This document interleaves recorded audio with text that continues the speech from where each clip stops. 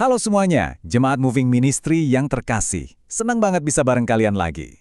Oke, kita langsung aja ya masuk ke bedah materi hari ini. Kali ini kita bakal ngeksplorasi satu tema yang jujur aja, ini indah banget dan pastinya relate sama rutinitas harian kita semua. Judul materi kita, Renungan Pagi, Kekuatan dalam Kelemahan. Nah, konsep ini tuh sering banget bertolak belakang sama apa yang dunia ajarin ke kita, ya kan? Biasanya kita dituntut buat selalu tampil kuat dan pantang nyerah. Tapi hari ini, dari sumber materi yang udah kita himpun, kita bakal ngelihat pendekatan yang benar-benar beda. Coba deh bayangin sejenak, suasana pagi yang tenang, ada secangkir kopi atau teh hangat, Alkitab yang terbuka, mungkin sambil ngelihat pemandangan yang damai.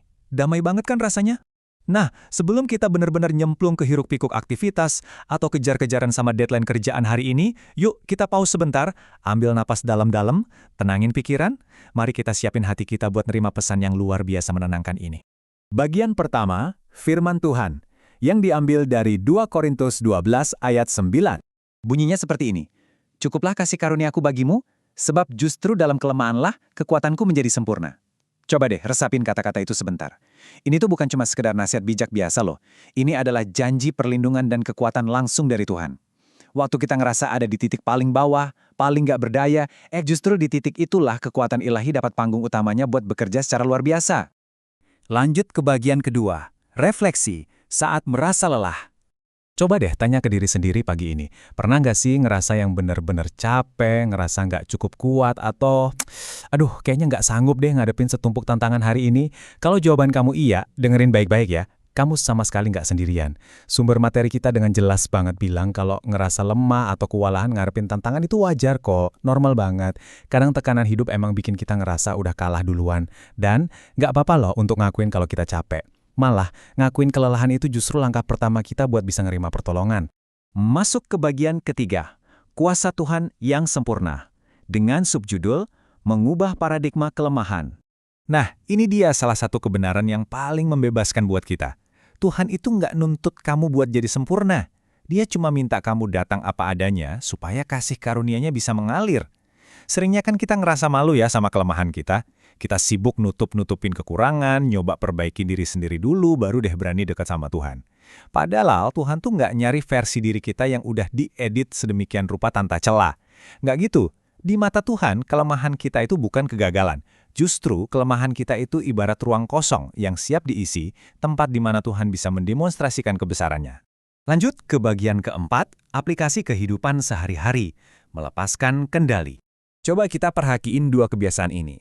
Di satu sisi ada kebiasaan mengandalkan kekuatan sendiri. Ini tuh kondisi di mana kita mikul semua beban sendirian.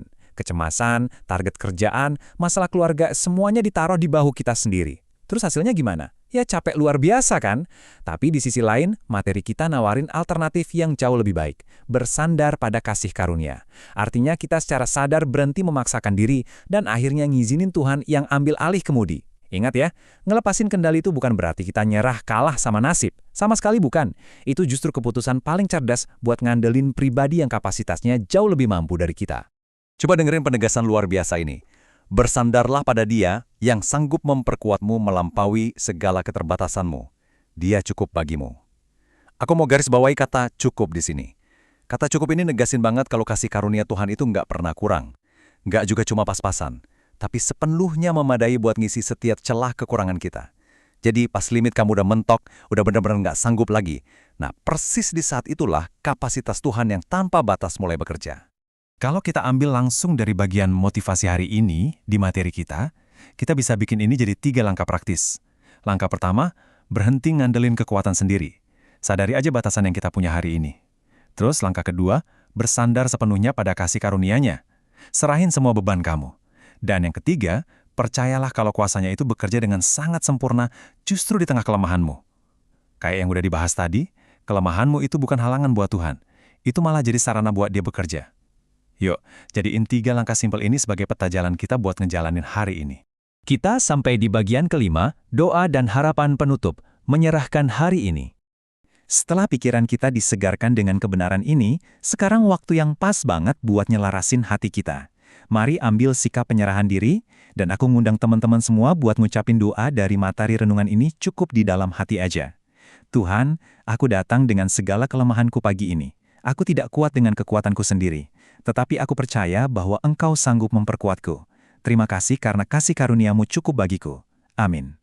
Wah, lega banget ya rasanya, bisa memulai hari dengan penyerahan yang total kayak gini. Sebagai penutup sesi eksplorasi materi kita hari ini, aku mau ninggalin satu pertanyaan nih buat kita semua.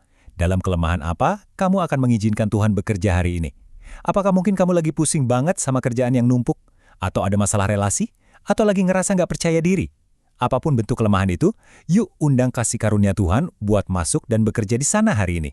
Terima kasih banyak ya buat Jemaat Moving Ministry yang udah nyempetin waktu bareng aku buat bedah materi renungan yang indah ini.